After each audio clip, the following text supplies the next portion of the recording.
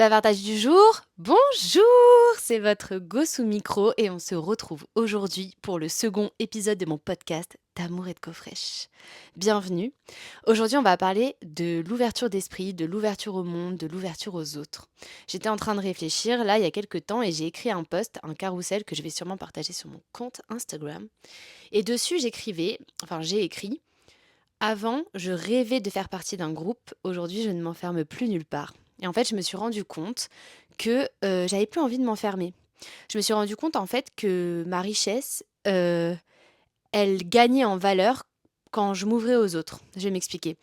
En fait, je trouve qu'on est dans un monde qui manque cruellement de nuances, surtout avec les réseaux sociaux, l'algorithme, etc. L'algorithme est pensé pour que tout ce que tu consommes te reviennent. C'est-à-dire que tu ne vois que ce qui t'intéresse, tu ne vois que ce qui te plaît, et du coup, ça crée des opinions hyper tranchées, ça, t'encourage à aimer ce que tu aimes déjà et cetera et ça t'empêche de t'ouvrir l'esprit et du coup, je trouve que en manquant de nuances, on empêche notre être de révéler beaucoup de facettes. Pour moi, qui nous sommes, c'est le résultat de toutes les personnes qu'on a rencontrées dans notre vie et qu'on rencontre dans notre vie. À chaque fois qu'on rencontre quelqu'un, il se passe quelque chose en nous, ça laisse une empreinte, une marque, une expérience qui va révéler quelque chose chez nous. Ça, c'est mon avis. Et je préfère dire d'ailleurs que tout ce que je partage dans ce podcast n'est que mon avis et mon ressenti et le résultat de réflexion que je me fais au quotidien parce que j'overthink beaucoup. Mais voilà, pour moi, à chaque fois qu'on rencontre quelqu'un, il se passe quelque chose, une expérience qui va venir laisser une empreinte chez nous, qui va venir challenger notre être et qui va venir révéler quelque chose chez nous. Et du coup, pour moi, quand on reste dans le même cercle d'amis, le même milieu social, le même milieu, culturel, heu et qu'on s'ouvre pas en fait, qu'on n'ouvre pas son esprit, pour moi, on limite notre être dans la richesse de son existence.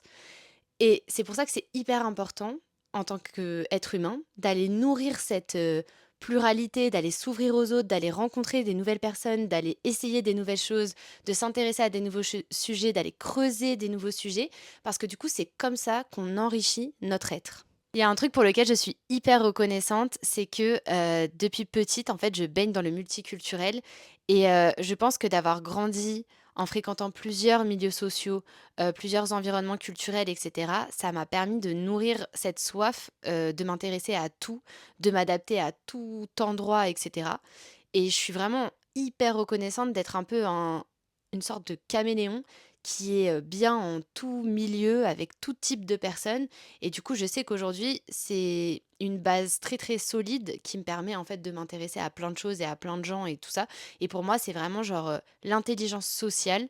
Pour moi, ça vaut toutes les intelligences du monde, et quand on est capable, d'apporter de la nuance quand on rencontre des gens, de s'intéresser à l'autre en ôtant, ses lunettes, de vision de la vie. Parce que bon, chacun porte ses lunettes, pour voir la vie à sa façon.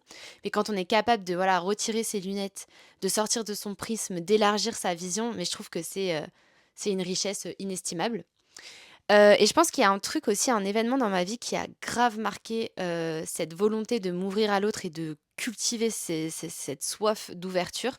Quand j'avais 13 ans, ma mère, avec son CE, pouvait partir au Népal et elle pouvait m'emmener avec elle.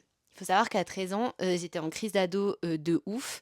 Genre, j'écoutais du gros rap, je pensais que j'étais une bête de Kaira, hem et bon bref, j'étais un peu dans le bric-à-brac et bref, j'étais, en crise d'ado quoi et surtout avec, la volonté d'avoir, beaucoup de choses, matérielles et cetera. Enfin bref. Et en gros, ma mère, m'a emmenée au Népal et elle s'est dit: «Ça va la calmer la petite, on va l'amener, 2 semaines au Népal». J'ai fait un trek dans l'Himalaya et tout. J'avais 13 ans, donc c'était il y a plus de c'était à 20, non, pas 22. Bon bref, on s'en fout des calculs. Mais j'ai été, voilà, au Népal quand j'ai eu 13 ans et là, j'ai compris, que, bah, enfin, waouh, je me suis pris une claque, en fait. Enfin, je sais pas, il y avait une espèce de connexion avec les gens qui habitaient là-bas. Il y a un truc magique qui s'est passé pendant ce voyage et je pense que ça a été le point d enfin, un des points de départ aussi qui m'a fait comprendre que, je sais pas, notre être, il s'enrichit auprès des autres. Je dis ça avec du recul. À 13 ans, quand je suis revenue de voyage, j'ai pas dit: «Waouh, je me suis grave enrichie auprès des autres», pas du tout, mais j'avais grandi. Ça m'a permis de grandir, ça a permis de révéler des facettes chez moi, notamment, l'empathie plus plus, la compréhension, la générosité. Enfin bref, il y a plein de choses qui ont été révélées grâce à ce voyage et avec du recul aujourd'hui, je comprends que vraiment il y a plein de facettes de nous qui existent parce qu'elles ont vécu des choses auprès des autres. Et bref, en tout cas, voilà, pour moi, il y a un truc de richesse en fait dans la rencontre à l'autre. Pour moi, c'est rencontrer l'autre, c'est réveiller, révéler, nourrir des facettes et les rendre, tout simplement existantes. En fait, plus on part à la découverte des autres, des de nouveaux lieux, de nouvelles activités et cetera, plus finalement on part à la découverte de soi et en fait, plus j'apprends sur les autres, plus j'apprends sur moi et je trouve ça mais magique, vraiment magique. Après, j'ai conscience que c'est pas forcément, facile et simple d'aller vers les autres, de découvrir de nouvelles personnes, de s'essayer à des nouvelles activités et cetera et j'ai bien conscience que tout le monde, n'est pas à l'aise de sortir de sa zone de confort. J'ai bien conscience aussi que beaucoup de gens, s'épanouissent dans des endroits où ils sont confortables ou voilà, des endroits qu'ils connaissent et cetera. Mais, pour moi, il faut veiller à ne pas incarner le collectif au détriment du soi. C'est-à-dire que le collectif ne doit pas venir impacter, notre unicité et qu'il faut réussir à transformer l'expérience collective en quelque chose, d'unique pour soi et voilà, ne pas se limiter à être pleinement, ce que l'on est, au fond. Moi, personnellement, j'ai décidé de cultiver, cette ouverture aux autres, cette curiosité, aux choses nouvelles, à essayer de, voilà, m'interroger un peu sur tout, lire beaucoup, hem, me renseigner sur les choses qui m'intéressent, les choses qui me dérangent. Mais, voilà, c'est très personnel et pour moi, c'est parce que je perçois, le groupe et la notion de groupe comme quelque chose, pouvant être étouffant. Et autant il y a aussi la partie où c'est réconfortant, où il y a des groupes qui sont très, ouais, très chaleureux, très comme un cocon familial et cetera. Mais pour moi, pour moi, les groupes qui te permettent de t'épanouir, de t'enrichir et cetera, c'est des groupes, où il y a la liberté d'espace, la liberté d'être, la liberté de se mouvoir, de découvrir des choses aussi par soi-même. Et donc voilà, tout simplement. J'ai peut-être des petits conseils, genre pour, s'ouvrir à l'autre et cetera. Je dirais déjà de se nourrir, en lisant, en regardant des documentaires, en s'intéressant à des sujets. S'il y a des sujets qui vous intéressent, allez creuser, essayez d'aller trouver d'autres points de vue et d'autres angles de vue, plutôt que de vous conforter, avec, l'idée que vous avez en tête. Essayez de vous challenger, essayez de créer des dissonances en vous pour, justement, aller chercher, creuser et cetera et créer de la nuance et pour, rencontrer les autres, pour s'ouvrir à l'autre et cetera, faites des nouvelles activités, amusez-vous, hem, osez parler aux gens, mais genre, quand vous parlez aux gens, vous demandez pas, «Ouais, tu fais quoi dans la vie?»